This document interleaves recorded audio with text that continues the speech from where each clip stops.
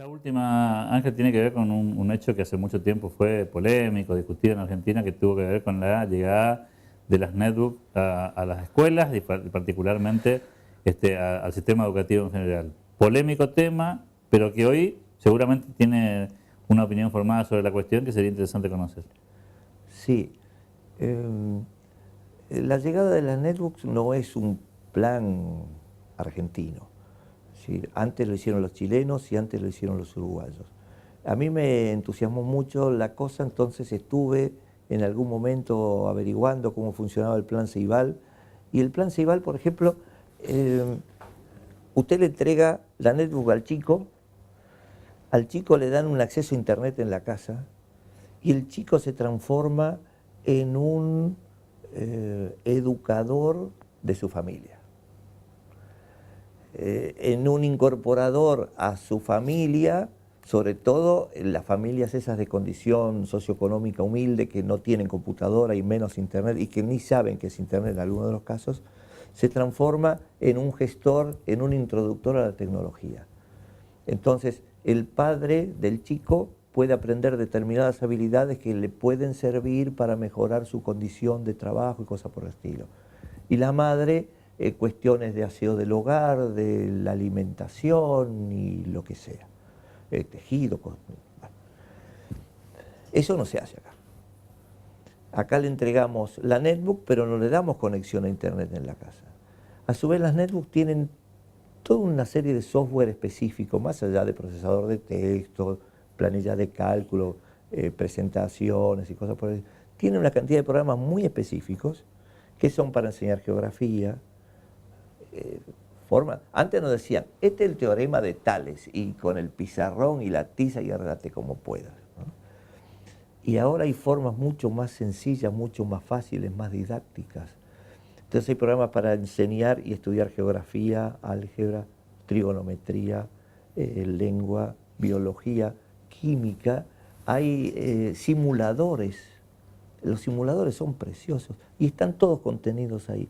A su vez, en el ministerio hay todo un grupo de doctores, licenciados, profesores, de todo un poco, que generan mucho material, que no llega a las escuelas, o que llega en formato de libros.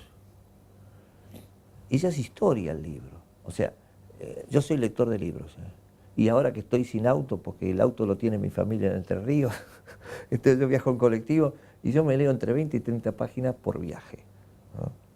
Pero cuando estoy en la computadora, leo en la computadora. Pero es más fácil que esos libros de nueva generación lleguen a los chicos que son más lectores a través de la informática, que esos libros bajen a las jurisdicciones, que las jurisdicciones lo pasen a los docentes y que cada docente diga, esto me interesa. Entonces el docente le da a los chicos, chicos, esto es lo que ustedes tienen que leer, sobre esto tenemos que trabajar. Se genera mucho material y se desperdicia. Se desperdicia. Nosotros en la biblioteca de la escuela tenemos un montón de material que no se usa para nada. Y las netbooks, por ejemplo, en las materias específicas, en las escuelas técnicas, por ejemplo, no se usa. El año pasado fue el último que yo estuve en el profesorado en Pujol. Y lo usábamos así, bueno, yo lo usaba particularmente. Si bien ya había desarrollado, porque lo recibieron a mitad de año de la computadora, yo ya había desarrollado el aula virtual, no tenía sentido trabajar con doble aula, cambiar en caballo a mitad del río, como se dice usualmente. Pero trabajábamos mucho, y de hecho, pero las conexiones no son buenas, entonces la banda es muy angosta, entonces no se pueden conectar todos los alumnos en clase.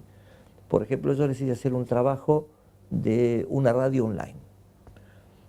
Sí, una radio online para que después ellos mismos lo desarrollen con sus alumnos, porque la radio online puede servir para integrar varias disciplinas.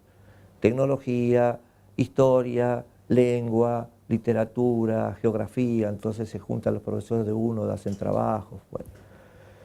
Y no podíamos, o sea, el chico transmite con un micrófono de su computadora y en las demás computadoras lo sintonizamos. Y no podíamos hacerlo porque no teníamos, entonces, se necesita coherencia, se necesita trabajo conjunto y que el plan de la computadora no es entregar la computadora solo. Entregar la computadora con la conexión a internet, el chico en su casa, el trabajo, el chico es promotor de la cultura informática, de la tecnología informática en la casa, y tiene que haber un plan, no sé si en el horario escolar, no sé, antes o después, pero donde al chico se le explique que asuma un compromiso, porque de esa misma manera tenemos la posibilidad, los chicos más lieros, los más revoltosos, los más, que no son malos, pero los que más trabajo nos dan, cuando le pedimos a los padres, a los tutores que vengan, no vienen. Pero si los padres tienen la netbook y la computadora y tienen la cuenta de correo a la que le podemos escribir, la cosa cambia. Yo trabajo todo el día, mamá trabaja, papá trabaja, mi tutor es mi abuela, mi tío, mi tía trabajan, no pueden venir. Pero una cuenta de un mensaje de correo no pueden dejar de contestarlo. Tenemos tantas cosas para aplicar y da tanta pena, porque es probable que tal vez en el tiempo se haga. Pero todas estas generaciones de hace este año y los 4 o 5 años, y me da la sensación de otros 4 o 5 más, ¿dónde tiene que cambiar? Se me ocurre que en el nivel del Ministerio de Educación. El Ministerio de Educación genera material, entregan netbooks, pero está totalmente descontrolado. Lo que no quiere decir que de pronto el ministro de Educación de Corrientes o el director de una escuela diga, muchachos, vamos a usar las netbooks como las tenemos que usar, ¿no? Porque si usted acá no tiene por qué decir qué es lo que tiene que... usted sabe lo que tiene que hacer acá. No necesita, más allá que el director le pueda decir, mira, vamos a hablar, a invitar a fulano, pero... Es decir, en las distintas instancias siempre tenemos posibilidades de decidir.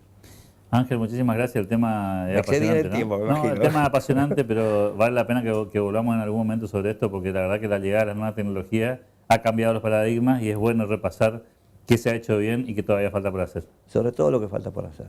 Muchas gracias. Gracias por la invitación. Excelente programa. Yo no sabía que existía esto, me enteré ayer y lo felicito porque es excelente esto. Muchas gracias.